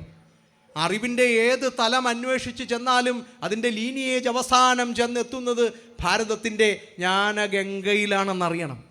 അതിനൊക്കെ തെളിവുകൾ ധാരാളം നമുക്ക് നിരത്താനുണ്ട് എന്നതാ. സമയത്തിൻ്റെ കുറവ് കൊണ്ട് നമുക്കതൊന്നും പറയാൻ പറ്റില്ല, ഇപ്പോൾ ഇവിടെ അതിനുള്ള സമയമില്ല. അപ്പോൾ ഭാരതത്തിൻ്റെ ഈ ജ്ഞാനഗംഗ ഇതിഹാസങ്ങളിലൂടെ നാം ഒന്ന് നോക്കിയാൽ, ഇതിഹാസങ്ങൾ എന്ന് പറയുമ്പോൾ അതിൽ മഹാഭാരതത്തിൻ്റെ ഭഗവത്ഗീത എന്നുള്ളതാണ് ഭാരതത്തിൻ്റെ സംസ്കൃതിയുടെ അന്തസത്ത. ആ ഗീതയെ നാം ഒന്ന് നോക്കിയാൽ നമുക്ക് ഭാരതത്തിൻ്റെ ജ്ഞാനഗംഗ എന്താണെന്ന് വളരെ വളരെ പെട്ടെന്ന് മനസ്സിലാക്കാൻ സാധിക്കും. ഭഗവത്ഗീത എന്നുള്ളത് എന്തിൻ്റെയും, നമുക്കെന്ത് സംശയം നമ്മുടെ ജീവിതവുമായി ബന്ധപ്പെട്ടുണ്ടെങ്കിലും ഏത് മേഖലയിലും ഭഗവത്ഗീതയെ ഒന്ന് സമീപിച്ചാൽ മതി. അതുകൊണ്ടാണ് ഗാന്ധിജി ഭഗവത്ഗീതയെ തൻ്റെ സ്പിരിച്വൽ ഡിക്ഷണറി എന്നാണ് പറഞ്ഞത്. എൻ്റെ ആധ്യാത്മിക നിഘണ്ടു എന്നാണ് അദ്ദേഹം പറഞ്ഞത്. എനിക്കെന്ത് സംശയമുണ്ടെങ്കിലും അതിലുത്തരം ഉണ്ട് എന്നാണ്. ഭഗവത്ഗീത വായിച്ചു പഠിച്ച മുഴുവൻ ആളുകളും മഹാത്മാക്കളായി മാറി. ഭാരതീയർ മാത്രമല്ല, അവിടെ നിന്നൊക്കെ വന്നിട്ടുള്ളവരും. നമ്മളൊക്കെ എന്തെങ്കിലുമൊക്കെ ആവുന്നത് നമ്മുടെ വീട്ടിൽ ഗീത ഉള്ളത് കൊണ്ടാണ്, വായിച്ചിട്ടല്ല. അതോ എല്ലാ ദിവസവും ഒന്ന് നമസ്കരിക്കാൻ പറ്റിയാൽ തന്നെ നാം ഒക്കെ അറിവുള്ളവരായി മാറുമെന്ന. കാരണം എന്താ, അത്രയ്ക്കുണ്ട് അതിനകത്ത് എന്നാ. അപ്പോൾ ഭഗവത്ഗീതയുമായി ബന്ധപ്പെട്ട് നാം ഒന്ന് നോക്കിയാൽ എന്താണ് നമ്മുടെ ജ്ഞാനഗംഗയുടെ സവിശേഷതകളെന്ന് മനസ്സിലാക്കാൻ പറ്റും. എന്താണ് ഭഗവത്ഗീത? കുരുക്ഷേത്ര യുദ്ധഭൂമിയിൽ ഭഗവാൻ അർജുനന് നൽകിയിട്ടുള്ള കുറച്ച് കാര്യങ്ങളല്ലേ. അത് നമ്മുടെ ഗുരുകുല വിദ്യാഭ്യാസത്തിൻ്റെ ഏറ്റവും പ്രധാനപ്പെട്ട ഒരു പദ്ധതിയാണ് എന്ന്. നമ്മുടെ ഗുരുകുല വിദ്യാഭ്യാസത്തിൽ 26 രീതിയിൽ അറിവ് പകർന്നു നൽകിയിരുന്നു എന്ന 26 രീതിയിൽ അറിവ് പകർന്നു നൽകിയ 3 ലക്ഷത്തോളം ഗുരുകുലങ്ങൾ ഭാരതത്തിൽ ഉണ്ടായിരുന്നു ബ്രിട്ടീഷുകാർ വരുമ്പോഴും. അറിയണം, അതിലേറ്റവും പ്രധാനപ്പെട്ട ഒന്നാണ് സംവാദ പദ്ധതി എന്നുള്ളത്. സംവാദം എന്നുള്ളത് അതാണ് ഭഗവത്ഗീത എന്നുള്ളത്. അപ്പോൾ ഭാരതീയ വിദ്യാഭ്യാസത്തിൻ്റെ ജ്ഞാനഗംഗയുടെ ഏറ്റവും പ്രധാനപ്പെട്ട ഒരു രീതിയായ സംവാദ പദ്ധതിയാണ് ഭഗവത്ഗീത. അവിടെ വിദ്യാർത്ഥിക്ക് ചോദ്യം ചോദിക്കാനുള്ള സ്വാതന്ത്ര്യമുണ്ടായിരുന്നുവെന്ന്. ഇന്ന് ചോദ്യം ചോദിക്കുന്നത് അധ്യാപകനാണ്, ഉത്തരം പറയേണ്ടി വരുന്നത് വിദ്യാർത്ഥിയാണ്. അതിൻ്റെ പ്രതിസന്ധികളെല്ലാം കലാലയങ്ങളിൽ കാണാനുമുണ്ട്. അന്ന് ചോദ്യം ചോദിച്ചിരുന്നത് മുഴുവൻ വിദ്യാർത്ഥിയായിരുന്നു, അധ്യാപകൻ ഉത്തരം പറയേണ്ടവനായിരുന്നു. അധ്യാപകൻ എന്നല്ല പറയുക കേട്ടോ, ഗുരു എന്നാണ്. ഗുശബ്ദം അന്ധകാരസ്യ രുശബ്ദം തൻ നിരോധനമെന്ന അത് മതി. ഭാരതത്തിൻ്റെ ജ്ഞാനഗംഗ എന്താണ്? ഇത്ര ക്ലാരിറ്റിയോടുകൂടി ഓരോ വാക്കും വിപുലമായി വ്യാഖ്യാനിച്ച് നമ്മുടെ മുമ്പിലേക്ക് തരികയാണ്. ഇവിടെ പാഴ്വാക്കുകളില്ല. പുത്രൻ, ഒരു വാക്കും പാഴ്വാക്കില്ല, എല്ലാത്തിനും അർത്ഥമുണ്ട്. നമ്മുടെ പദസമ്പത്ത് എന്ന് പറയുന്നതൊക്കെ അങ്ങനെയാണ്. പദധ്യാനം എന്ന വാക്ക് കേട്ടിട്ടില്ല. അങ്ങനെ ധ്യാനിച്ചാണ് നമ്മുടെ പൂർവികർ ഈ അറിവിൻ്റെ അക്ഷയ ഖനികളെ കണ്ടെത്തിയിട്ടുള്ളത് എന്ന്. പുത്രൻ പുന്നാമമാം നരകത്തിൽ നിന്നും തന്നുടെ താതനെ ത്രാണനം ചെയ്യുന്നവനെന്ന പുത്രൻ എന്ന് പറഞ്ഞാൽ പുത്രശബ്ദം എന്നുള്ളത്. അപ്പോൾ പാഴ്വാക്കില്ല, ഗുരു എന്നുള്ളത് അങ്ങനെയാണ്. അത്തരത്തിൽ ഭഗവാനാണ് ഗുരുനാഥൻ്റെ സ്ഥാനത്ത് നിൽക്കുന്നത്, അർജുനൻ ശിഷ്യനാണ്. ചോദ്യങ്ങൾ മുഴുവൻ ചോദിക്കുന്നത് ശിഷ്യനാണ്. ഗുരുവിന് യാതൊരു ദേഷ്യവും ഉണ്ടാവുന്നില്ല. ഇടയ്ക്കൊക്കെ അദ്ദേഹം അരിശപ്പെടുന്നുണ്ട്. കാരണം ഇവനോട് പറഞ്ഞിട്ട് ഇവന് ഒന്നും മനസ്സിലാവണില്ലല്ലോ എന്ന്. നിന്നോട് ഞാൻ ഈ പറച്ചിലൊക്കെ പറഞ്ഞിട്ട് നിനക്ക് മനസ്സിലാവണില്ലല്ലോ എന്ന് അദ്ദേഹം പറയുന്നുണ്ട്. പക്ഷേ എല്ലാ ചോദ്യങ്ങൾക്കും കൃത്യമായി ഉത്തരം നൽകുകയാണ്. ഭാരതത്തിൻ്റെ ജ്ഞാനഗംഗ എന്താണ്, നമ്മുടെ വിദ്യാഭ്യാസ പദ്ധതി എന്താണ്, എന്താണ് സംവാദ പദ്ധതി എന്താണ് എന്ന് ഭഗവത്ഗീത പഠിച്ചാൽ മനസ്സിലാകും. ഡയലോഗാണ്. നമ്മുടെ പ്രധാനപ്പെട്ട ഗ്രന്ഥങ്ങളെല്ലാം ഡയലോഗാണ്, സംവാദ രീതിയിലാണ് എഴുതപ്പെട്ടിട്ടുള്ളത് എന്നാണ്. അവിടെ ഏറ്റവും പ്രധാനപ്പെട്ട സംവാദ പദ്ധതി. മറ്റൊന്നുണ്ട്, ഉപദേശ പദ്ധതി. ഇപ്പോഴത്തെ കുട്ടികളോടൊക്കെ നമ്മൾ ഉപദേശിക്കാൻ ചെന്നാൽ അവർ പറയില്ലേ, വേണ്ട വേണ്ട വേണ്ട, ഉപദേശം വേണ്ട എന്ന് പറയില്ലേ. അവർക്ക് ഇഷ്ടമല്ല നമ്മൾ പറയാൻ പോയാൽ. പക്ഷേ നമ്മുടെ ഗുരുകുലങ്ങളിലെ ഏറ്റവും പ്രധാനപ്പെട്ട അറിവ് പകർന്നു നൽകിയിരുന്ന മറ്റൊരു പദ്ധതിയായിരുന്നു ഉപദേശ പദ്ധതി എന്നുള്ളത്. ഇതിഹാസങ്ങളിലൊക്കെ നോക്കൂ. ഇപ്പോൾ ഭാഗവതത്തിൽ ഇവിടെ എത്ര ഉപദേശങ്ങളാണ് പഠിപ്പിക്കുന്നത്. ആചാര്യന്മാർ ഇവിടെ ഇരുന്നിട്ട് എല്ലാ ദിവസത്തെയും പ്രഭാഷണത്തിൽ ഏതെങ്കിലും ഒരു ഉപദേശം ഉണ്ടാവും ഇല്ലേ. മഹാഭാരതത്തിൽ എത്ര തവണയാണ് വിതുരർ പറയുന്നുണ്ട്. ഉപദേശങ്ങൾക്ക് യാതൊരു പഞ്ഞവും ഇല്ല, ഒരു നാണവും ഇല്ല. പറഞ്ഞിട്ട് കേട്ടില്ല, എന്നാൽ ഇനിയിപ്പോൾ വിട്ടുകളെ, ഇനി അവൻ്റെ വഴിക്ക് പോട്ടെ. ഇവിടെ അങ്ങനെ ഒരു രീതിയില്ല, പിന്നെയും പറയും. എന്താ കാര്യം? എപ്പോഴാണ് ഇവൻ്റെ ഈ തലക്കകത്ത് ബുദ്ധി ഒന്ന് ഇതുമായി കണക്റ്റഡ് ആവുക എന്ന് അറിയാൻ പറ്റില്ലല്ലോ. ധൃതരാഷ്ട്രർക്ക് അവസാനം കണക്റ്റഡ് ആയത് ഏറ്റവും അവസാനം യുദ്ധമൊക്കെ കഴിഞ്ഞ് സർവനാശത്തിനാണ്. അപ്പോഴാണ് ധൃതരാഷ്ട്രർക്ക് മനസ്സിലായി. അപ്പോഴും വിതുരർ ലാസ്റ്റ് പറഞ്ഞപ്പോഴാണ്, കാട്ടിൽ പൊക്കൂടെ എന്ന് ചോദിച്ചപ്പോഴാണ്, കൊട്ടാരത്തിൽ കെട്ടിപ്പിടിച്ചിരുന്ന് മതിയായില്ലേ, ഇനി ഇവിടെ ഇരിക്കുകയാണോ എന്ന് ചോദിച്ചപ്പോഴാണ് മനസ്സിലായത്. അപ്പോൾ ഉപദേശ പദ്ധതി എന്നുള്ളത് അങ്ങനെയാണ്. മറ്റൊന്ന് ദൃഷ്ടാന്ത പദ്ധതി എന്നുണ്ട്. കഥകളിലൂടെ കാര്യങ്ങൾ പറയുക. എത്ര എത്ര എത്ര എത്ര കഥകൾ, ലക്ഷക്കണക്കിന് കഥകളിലൂടെ വിജ്ഞാനത്തിൻ്റെ അമൂല്യങ്ങളായിട്ടുള്ള ഖനികൾ തുറന്നിട്ടുള്ള കഥകൾ നമുക്കുണ്ട് ഇല്ലേ. നമ്മളൊക്കെ നമ്മുടെ ചെറുപ്പത്തിൽ എത്ര കഥകൾ അങ്ങനെ കേട്ടിരിക്കുന്നു.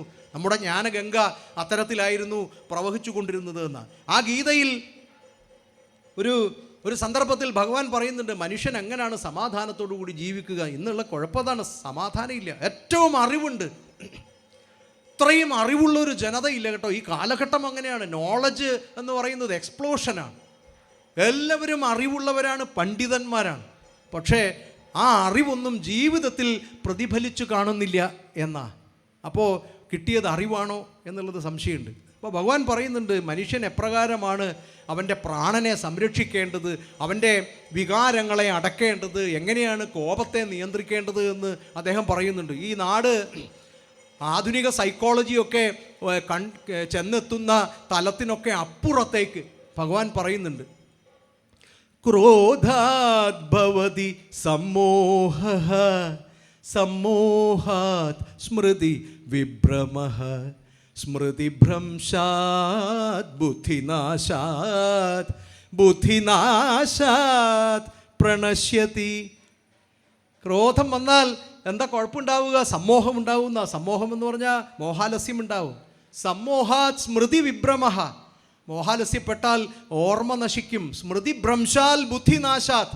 ഓർമ്മ നശിച്ചാൽ ബുദ്ധി നശിക്കും. ബുദ്ധിനാശാത് പ്രണശ്യതി. പ്രാണനില്ലാതാവുമെന്ന. നോക്കൂ, ഇതിനപ്പുറത്തൊരു അറിവെന്താ? നമ്മുടെ പ്രശ്നങ്ങൾക്ക് മുഴുവൻ കാരണമെന്താ? കോപമല്ലേ? അതെങ്ങനെ നിയന്ത്രിക്കാൻ പറ്റും എന്നുള്ളതിനെക്കുറിച്ച് ഭഗവത്ഗീത എത്ര ഭംഗിയായി അവതരിപ്പിക്കുന്നു. മറ്റൊരിടത്ത് പറയുന്നു, ഭഗവാൻ അർജുനന് യുദ്ധം ചെയ്യാൻ പറ്റണില്ല. കാരണം എൻ്റെ ബന്ധുക്കളല്ലേ മുഴുവൻ നിൽക്കുക. നമുക്കും അതല്ലേ പ്രശ്നം. കർമ്മം ചെയ്യാൻ പറ്റുന്നില്ല, തടസ്സങ്ങളാ. നമ്മുടെ സ്വധർമ്മമുണ്ട്, കുലധർമ്മമുണ്ട്, ഇല്ലേ? എത്ര ധർമ്മങ്ങൾ നമുക്കുണ്ട്. ഇതൊക്കെ ചെയ്യാൻ പറ്റുന്നില്ല. എന്താ കാര്യം? തളർന്നു പോവുകയാണ്. കർമ്മം ചെയ്യാൻ പറ്റുന്നില്ല. ധർമ്മബദ്ധമായി കർമ്മം ചെയ്യാൻ പറ്റാതെ താർതട്ടിൽ തളർന്നു വീണ അർജുനനോട് ഭഗവാൻ പറയുന്നത് എന്താ? നൈനം ചിന്തന്തി ശസ്ത്രാണി നൈനം ദഹതി പാവകഃ നൈനം ചിന്തന്തി ശസ്ത്രാണി നൈനം ദഹതി പാവകഃ ന ചൈനം ക്ലേദയന്ത്യാപോ ന ശോഷയതി മാരുതഃ അച്ഛേദ്യോയമദാഹ്യോയം അക്ലേദ്യോ ശോഷ്യയേവ ച നിത്യഃ സർവഗതഃ സ്ഥാണുരജലോയം സനാതനഃ നിത്യഃ സർവഗതഃ സ്ഥാണുരജലോയം സനാതനഃ. നമ്മുടെയൊക്കെ ധാരണ മനുഷ്യൻ എന്നാൽ ഈ ശരീരം മാത്രമാണെന്നാ. ഏറ്റവും വലിയ അറിവ് എന്താണ് എന്ന് പറയുന്നുണ്ട്, ഇല്ലേ? അവനവനെ അറിയലാണ് എന്നാ ആത്മജ്ഞാനം എന്നുള്ളതാ. അതറിഞ്ഞാൽ പിന്നെ മറ്റൊന്നും അറിയാനില്ല. അതുകൊണ്ടാണ് നമ്മുടെ ആളുകളെല്ലാം പറഞ്ഞത് ഉള്ളിലേക്ക് നോക്കൂ, ഉള്ളിലേക്ക് നോക്കൂ. നമ്മൾ വെളിയിലേക്ക് നോക്കി നടക്കുക. ഉള്ളിലേക്ക് നോക്കിയാൽ തീരുന്ന പ്രശ്നങ്ങളെ നമുക്കുള്ളൂ. നമ്മുടെ എല്ലാ പ്രശ്നങ്ങൾക്കും ഉത്തരം ഉള്ളിലുണ്ട് എന്ന് കൃത്യമായി ഭാരതം അതിൻ്റെ ജ്ഞാനഗംഗയിലൂടെ നമുക്ക് നൽകുന്നുണ്ട്. അതാണ് ഭഗവാൻ ഇവിടെ പറഞ്ഞിട്ടുള്ളത്, ഇല്ലേ? ശരീരം മാത്രമല്ല എന്ന് പറയുന്നുണ്ട്. ആത്മാവിൻ്റെ സനാതനത്വം എന്താണ് എന്നാണ് ആ ശ്ലോകത്തിലൂടെ ഭഗവാൻ പറഞ്ഞിട്ടുള്ളത്. അപ്പോൾ ഇപ്രകാരം ഇതിഹാസങ്ങളിലൂടെ എത്ര ഭംഗിയായിട്ടാണ് വേദതത്വങ്ങളെ നമ്മുടെ സംസ്കാരം പകർന്നു നൽകിയിട്ടുള്ളത് എന്ന്.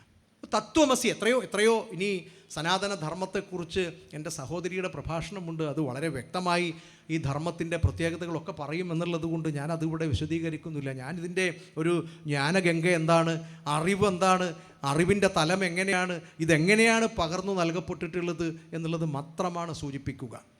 ഇപ്പോൾ തത്വമസി എന്നുള്ളത് നാം ഒന്ന് പഠിച്ചു നോക്കൂ. ശബരിമലയിൽ ചെല്ലുമ്പോൾ ആ 18-ാം പടിയുടെ മുകളിൽ എഴുതി വച്ചിട്ടുണ്ട് തത്വമസി. നമ്മളൊക്കെ കണ്ടിട്ടുണ്ട്, ഇല്ലേ? ചിന്മയാനന്ദ സ്വാമികൾ 1985 ശബരിമലയിൽ ചെന്നപ്പോഴാണ് അദ്ദേഹത്തിന് ഇവിടെ ഇത് എഴുതി വെക്കേണ്ടതുണ്ട് എന്ന് മനസ്സിലായത്. അവിടെ എന്തുകൊണ്ട് എന്നുകൂടി നാം അറിയണം. ഭാരതീയ സംസ്കൃതിയുടെ തലസ്ഥാനമാണ് ശബരിമല. അതുകൊണ്ടാണ് അവിടെയൊക്കെ എന്തെങ്കിലുമൊക്കെ പ്രതിസന്ധി ഉണ്ടാകുമ്പോൾ നാമജപവുമായിട്ട് നമ്മളൊക്കെ റോഡിലിറങ്ങുന്നത്. അത് നമുക്കങ്ങനെ കോംപ്രമൈസ് ചെയ്യാൻ പറ്റുന്ന സ്ഥലമല്ല, ഇല്ലേ? ഭാരതീയ സംസ്കൃതിയുടെ തലസ്ഥാനമാണ് ശബരിമല എന്നാണ്. അതാണ് തത്വമസി എന്നുള്ളത്. തൽത്വം അസി, അത് നീ തന്നെ. ഏതു നീ തന്നെ? നീ ആരെ കാണാനാണോ കയറി വന്നിട്ടുള്ളത് അത് നീ തന്നെ എന്നാ. അകത്തിരിക്കുന്നതും അയ്യപ്പൻ, പുറത്തൂടെ നടക്കുന്നതും അയ്യപ്പൻ. അകത്തിരിക്കുന്നതും മാളികപ്പുറം, പുറത്തൂടെ നടക്കുന്നതും മാളികപ്പുറം. ഇത് ലോകത്ത് വേറെ എവിടെയെങ്കിലും നമുക്ക് കാണാൻ പറ്റുമോ? ഈ ഭാരതത്തിലല്ലാതെ. നീയാണ് ഈശ്വരനെന്ന്, നീയാണ് ബ്രഹ്മമെന്ന് വളരെ കൃത്യമായി ഭാരതം കണ്ടെത്തുകയും നമ്മളോട് പറയുകയും ചെയ്തിരിക്കും. ഇത് ഓരോന്നും അങ്ങനെ നമ്മൾ നോക്കിയാൽ അഹം ബ്രഹ്മാസ്മി ഏകം സത് വിപ്രാ ബഹുധാ വദന്തി. ഭാരതത്തിൻ്റെ തത്വസംഹിതകളൊക്കെ ഈ ജ്ഞാനഗംഗയുടെ മൊഴിമുത്തുകളാണ്. അതിനൊക്കെ അകത്ത് ജീവിതത്തെ കൃത്യമായി മുന്നോട്ട് കൊണ്ടുപോകുന്നതിനുള്ള, സ്ഥിതപ്രജ്ഞരാക്കി മാറ്റുന്നതിനുള്ള, അല്ലേ? ഭഗവാൻ പറയുന്നുണ്ടല്ലോ, സ്ഥിതപ്രജ്ഞസ്യ കാ ഭാഷ സമാധിസ്ഥസ്യ കേശവ, അല്ലേ? പറയുന്നുണ്ട്. ഇപ്പോൾ സ്ഥിതപ്രജ്ഞനാവുക എന്നുള്ളത്, അറിവ് നേടുക എന്നുള്ളതിൻ്റെ അർത്ഥം അതാണ്. A person with an equanimous mind എന്ന. അറിവ് നേടുന്നവൻ്റെ ലക്ഷണം അതാണ്, വിനയമുണ്ടാവുമെന്ന്. അറിവും അഹങ്കാരവും കൂടെ ഒരുമിച്ച് പോവില്ല, ഇല്ലേ? നോക്കൂ, അറിവുണ്ടാവുക എന്നുള്ളത് ആണ് വിനയത്തിൻ്റെ ലക്ഷണമെന്ന്. അപ്പോൾ നമ്മുടെ ധർമ്മബദ്ധമായിട്ടുള്ള അറിവുകളെ, അതാണ് നമ്മുടെ ദായിത്വം എന്നുള്ളതാണ്, നമ്മുടെ ഉത്തരവാദിത്വമാണത്. കുടുംബത്തോട്, സമൂഹത്തോട്, രാഷ്ട്രത്തോട്, മറ്റുള്ളവരോട്, പ്രകൃതിയോട്, സഹജീവികളോടൊക്കെയുള്ള നമ്മുടെ ധർമ്മം എന്താണ് എന്നതാണ്. അത് വേദനിഷ്ഠമായിട്ടുള്ളതാണ്, ധർമ്മബദ്ധമായിട്ടുള്ളതാണ് എന്ന് നാം അറിയണം. ഇത് നമ്മുടെ, ഞാനിപ്പോൾ വേദാന്തവും ഫിലോസഫിയുമായി ബന്ധപ്പെട്ടിട്ടുള്ള കാര്യങ്ങളാണ് പറഞ്ഞത്. ഇത് മറ്റേത് വിജ്ഞാന ശാഖയും, ഭാരതത്തിൻ്റെ ജ്ഞാന ശാഖയുടെ മറ്റേത് മേഖല എടുത്താലും അങ്ങനെയാണ്. നമുക്ക് നമ്മുടേതായിട്ടുള്ള ഒരു ട്രഡീഷണൽ ഹെൽത്ത് കെയർ ഉണ്ടായിരുന്നു, ആരോഗ്യശാസ്ത്രം നമുക്കുണ്ടായിരുന്നു. ഞാൻ നേരത്തെ തക്ഷശിലയിലെ അധ്യാപകരെക്കുറിച്ച് പറഞ്ഞു, ചരകനെക്കുറിച്ചും ശുശ്രുതനെക്കുറിച്ചുമൊക്കെ പറഞ്ഞു. ആധുനിക അലോപ്പതി ഒക്കെ നാം വളരെ കേമമെന്ന് പറയുമ്പോൾ അവരൊക്കെ ആധാരമാക്കിയിട്ടുള്ളത് അഷ്ടാംഗ ഹൃദയവും ശുശ്രുതൻ്റെ പുസ്തകവും ചരക സംഹിതയും ഒക്കെയാണെന്ന് അറിയണം. മനുഷ്യൻ അവൻ്റെ അവയവങ്ങൾ കൂടിച്ചേർന്നിട്ടുള്ള ഒരു ഹോൾ അല്ല. മനുഷ്യൻ അവൻ്റെ അവയവങ്ങൾ കൂടിച്ചേരുന്നതിന് മേലെയുള്ളതാണ്. ഏതോ സിനിമയിൽ പറയില്ലേ, അതുക്കു മേലെ എന്ന്. കയ്യും കാലും കണ്ണും മൂക്കും ചെവിയും തലയും ഒക്കെ മാറ്റി വച്ചിട്ട് ഒരു മെഷീൻ എങ്ങനെയാണോ നമ്മൾ വീണ്ടും അസംബിൾ ചെയ്യുന്നത്, അതുപോലെ അസംബിൾ ചെയ്യാൻ പറ്റുന്നതല്ല മനുഷ്യൻ. He's much more than that. ഈ മനസ്സെവിടെ നിന്ന് കണ്ടെത്തണ്ടേ ഇല്ലേ? നോക്കൂ, അപ്പോൾ ആരോഗ്യം എന്നുള്ളത് എന്താണ്? നമ്മൾ രോഗത്തെക്കുറിച്ച് പഠിച്ചിട്ടില്ല.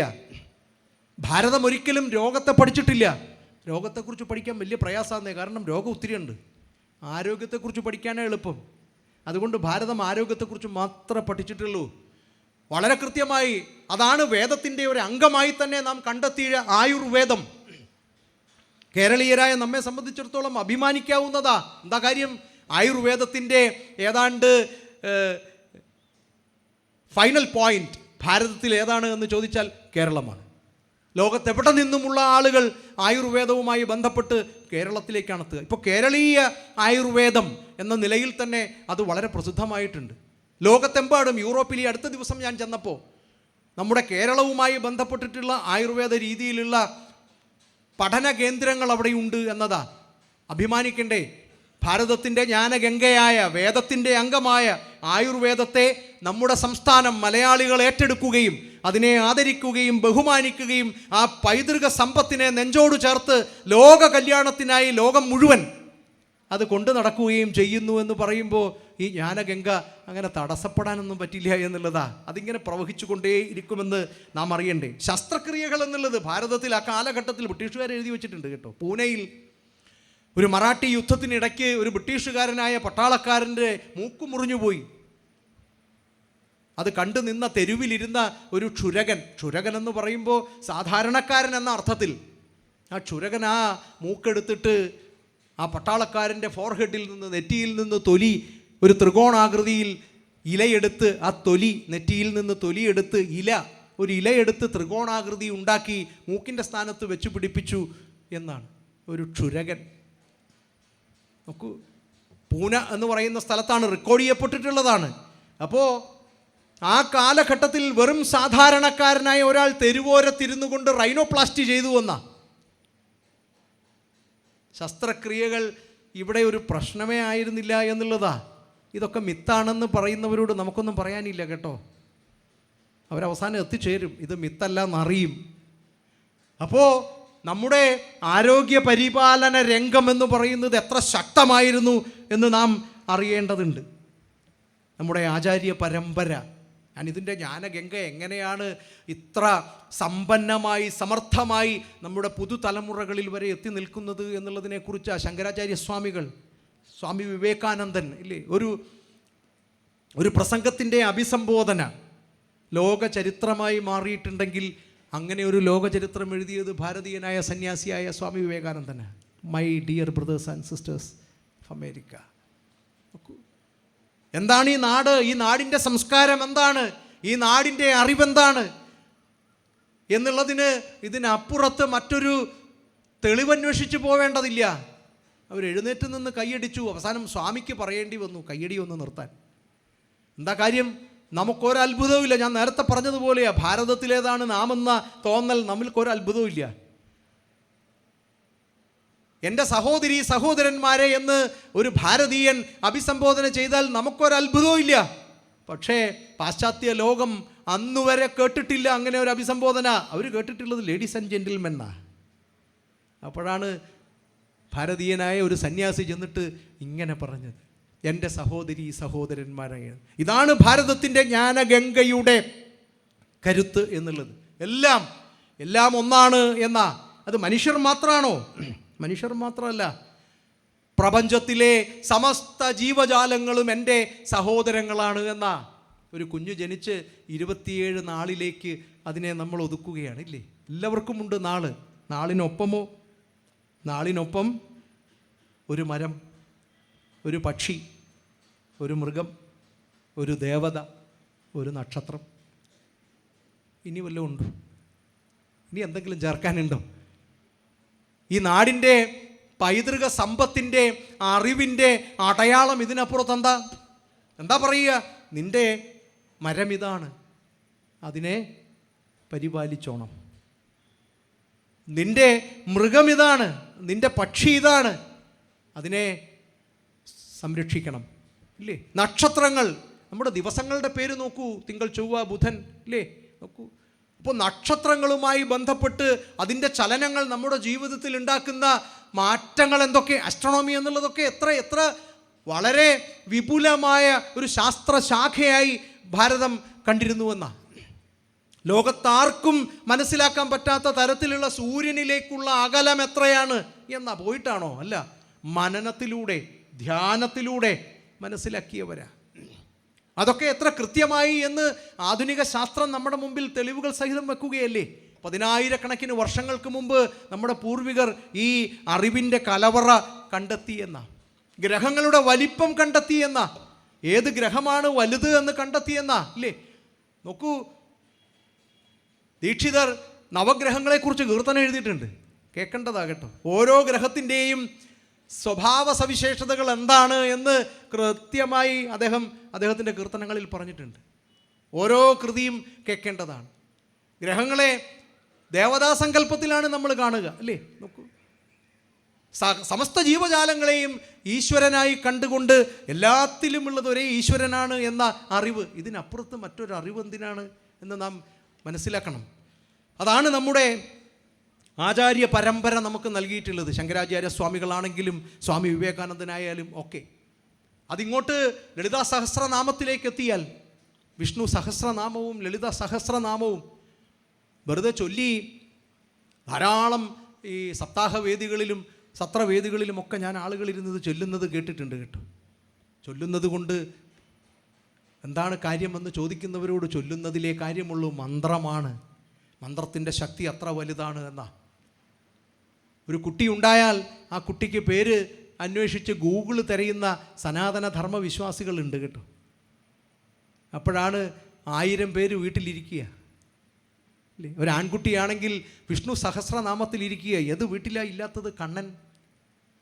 ഏത് വീട്ടിലാണ് ശങ്കരൻ ഇല്ലാത്തത്? ഏത് വീട്ടിലാണ് പാർവതി ഇല്ലാത്തത്? ഏത് വീട്ടിലാണ് രാധ ഇല്ലാത്തത്? ഇല്ലേ? നോക്കൂ, പേരന്വേഷിച്ച് ഭാരതീയൻ ഒരിടത്തും പോവേണ്ടതില്ല, വീട്ടിലിരിപ്പുണ്ട്. ലളിതാ സഹസ്രനാമത്തിലും വിഷ്ണു സഹസ്രനാമത്തിലും ഇരിക്കുക. ജീവിതത്തിൻ്റെ സമസ്ത മേഖലകളെയും ചേർത്ത് കോർത്തുകൊണ്ട് നമുക്ക് എന്തൊക്കെ ആവശ്യങ്ങളുണ്ടോ എന്നുള്ളതിനെക്കുറിച്ച് കൃത്യമായി മനസ്സിലാക്കിക്കൊണ്ട് അതെല്ലാം നമ്മുടെ മുമ്പിലേക്ക് തന്നിരിക്കുകയാണ് ഈ നാട് എന്നുള്ളത്. നമ്മുടെ വർണ്ണാശ്രമ വ്യവസ്ഥ, ഇതിനപ്പുറത്തൊരു സാമൂഹ്യ വിഭജനത്തിനുള്ള മറ്റൊരു ഉപാധിയില്ല എന്ന് ലോകം അംഗീകരിക്കുന്നുണ്ട്. കാലക്രമത്തിൽ അതിനൊക്കെ ചില ദുഷ്പ്രവണതകളൊക്കെ ഉണ്ടായി എന്നുള്ളത് സങ്കടകരമാണ്. അതുകൊണ്ടാണ് നമ്മളെ ചൂഷണം ചെയ്യാൻ ബ്രിട്ടീഷുകാർക്ക് സാധിച്ചത് കേട്ടോ. നമ്മളൊന്നായി നിന്നിരുന്നു എങ്കിൽ ആർക്കും നമ്മെ ചൂഷണം ചെയ്യാൻ പറ്റുമായിരുന്നില്ല. അവർക്ക് മുതലെടുക്കാൻ പറ്റിയത് അതുകൊണ്ടാണ്. വർണ്ണാശ്രമ വ്യവസ്ഥ വളരെ തെറ്റായി ദുർവ്യാഖ്യാനം ചെയ്തു എന്നുള്ളതാണ്. ഏത് സമൂഹത്തിലാണ് വിഭജനമില്ലാത്തത്? ഇന്നത്തെ സമൂഹത്തിലില്ലേ? വക്കീലന്മാർ ഒരു വിഭാഗമല്ലേ?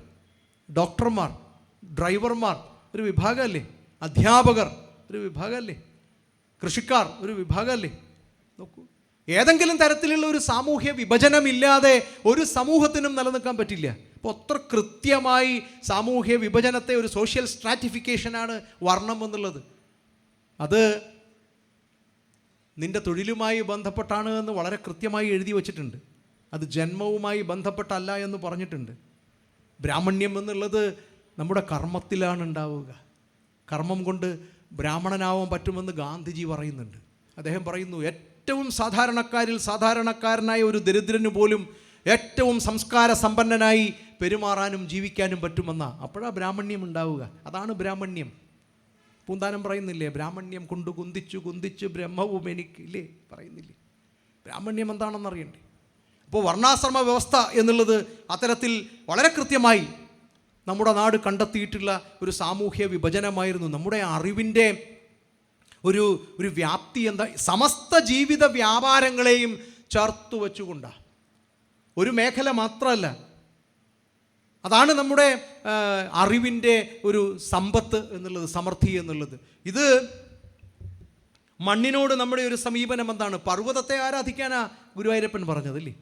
ഗോവർദ്ധനത്തെ ആരാധിക്കാനാ പറഞ്ഞത്. എന്തിനാ നിങ്ങൾ ഇന്ദ്രൻ്റെ പുറകെ പോകുന്നത് എന്നാ? ഇന്ദ്രൻ അതുകൊണ്ട് ദേഷ്യമുണ്ടായി. നിങ്ങളെന്തിനാ ഇന്ദ്രനല്ല, ഈ പർവ്വതം ഉള്ളത് കൊണ്ടാണ് ഈ കാലാവസ്ഥ ഇങ്ങനെ നിൽക്കുന്നത്, അതുകൊണ്ട് പർവ്വതത്തെ ആരാധിക്കൂ എന്ന് പറഞ്ഞ ആളാണ് ഇവിടെ ഇരിക്കുന്നത്, ഇല്ലേ? അപ്പോൾ പർവ്വതത്തോടുള്ള സമീപനം എന്താണ്? പാശ്ചാത്യരെ സംബന്ധിച്ച് പർവ്വതം എന്ന് പറയുമ്പോൾ ഇത്ര ക്യൂബിക്ക് മണ്ണുണ്ട് എന്ന്, അല്ലെങ്കിൽ ഇത്ര ക്യൂബിക്ക് കല്ലുണ്ട് എന്ന.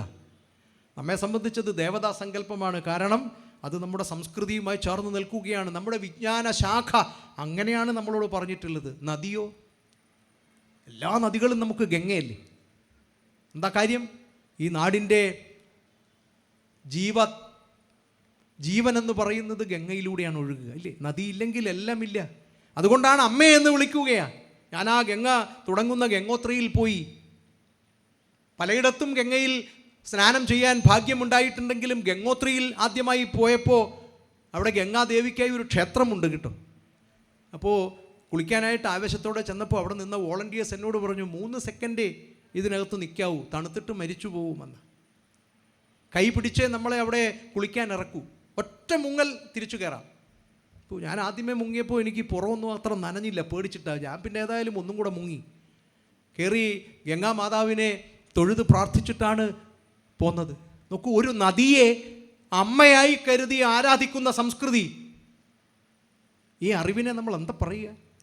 അതുകൊണ്ട് നമ്മുടെ നാട്ടിലൂടെ ഒഴുകുന്ന ഏത് പുഴയും നമുക്ക് അമ്മയാണ്. മലയോട്, പുഴയോട്, മരത്തോട് നമ്മുടെ സമീപനം എന്താ? മരം മുറിക്കാൻ തുടങ്ങുമ്പോൾ ആ മരത്തോട് അനുവാദം ചോദിക്കുകയാണ്. തീരെ നിവൃത്തിയില്ലെങ്കിലേ മുറിക്കൂ. ഇന്നത്തെ പോലല്ല. മുറ്റത്ത് നിൽക്കുന്ന മരമെല്ലാം വെട്ടി മുറിച്ചിട്ട് ടൈല് പാകി. എൻ്റെ മുറ്റത്ത് ഇല വീണാൽ പ്രശ്നമാകും. കാരണം രാവിലെ ഇത് അടിച്ചു പോരാൻ ആരാ ഇരിക്കുന്നത്? അറിയണ്ടേ ഈ ഇല എന്താണ്? ഈ ഇല സൗരോർജം ശേഖരിച്ചു വച്ചിട്ടുള്ള ഊർജ സ്രോതസ്സുകളാണെന്നറിയണ്ടേ? നാം കഴിക്കുന്ന ഭക്ഷണം എന്താണെന്നറിയണ്ടേ? നമ്മുടെ സംസ്കൃതി കണ്ടെത്തിയിട്ടുണ്ട്. വ്യത്യസ്ത രീതിയിലുള്ള സൗരോർജമല്ലേ നാം കഴിക്കുക? Different form of solar energy അതല്ലേ? അത് ശേഖരിക്കാൻ ഇലകൾക്ക് മാത്രമല്ലേ സാധിക്കൂ? ആ ഇലകൾ മണ്ണിൽ വീണാൽ മാത്രമേ ജീവനുള്ള കാർബണുകൾ ഉണ്ടാവൂ.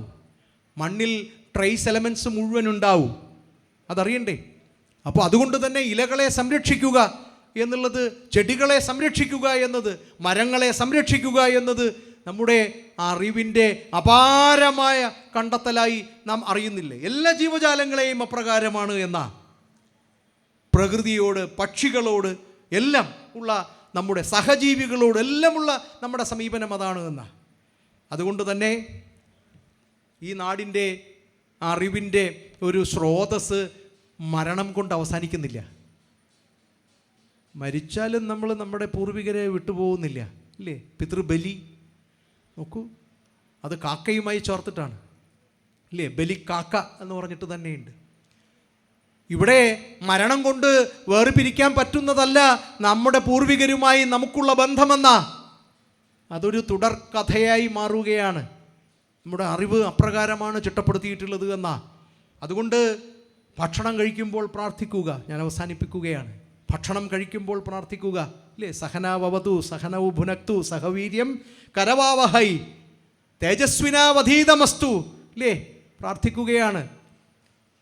ഉറങ്ങുമ്പോൾ പ്രാർത്ഥിക്കും. എന്താ കാര്യം? ഇന്നത്തെ ദിവസം എനിക്ക് കുറേ മംഗളങ്ങൾ നൽകിയതിന് ഭഗവാനോട് പ്രാർത്ഥിക്കുകയാണ്.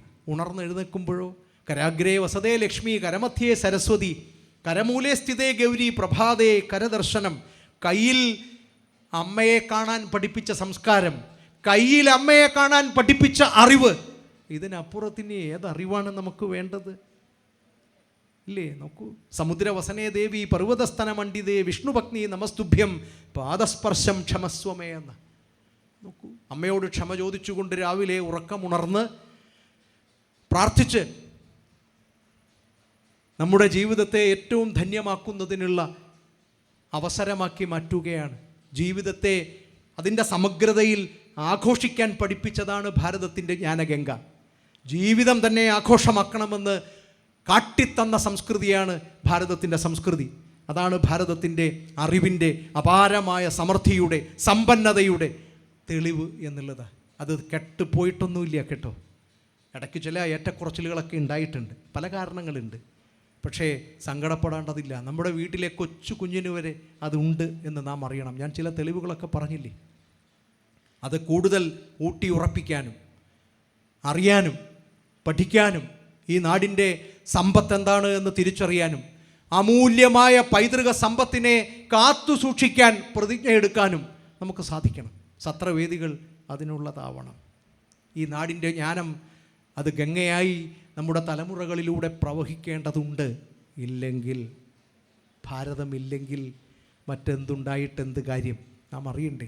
അത്ഭുതത്തോടുകൂടി ആദരവോടുകൂടിയാണ് ഈ നാട്ടിൽ നിന്ന് ചെല്ലുന്ന മുഴുവൻ ആളുകളെയും ലോകത്തുള്ള മുഴുവൻ ആളുകളും കാണുന്നത്.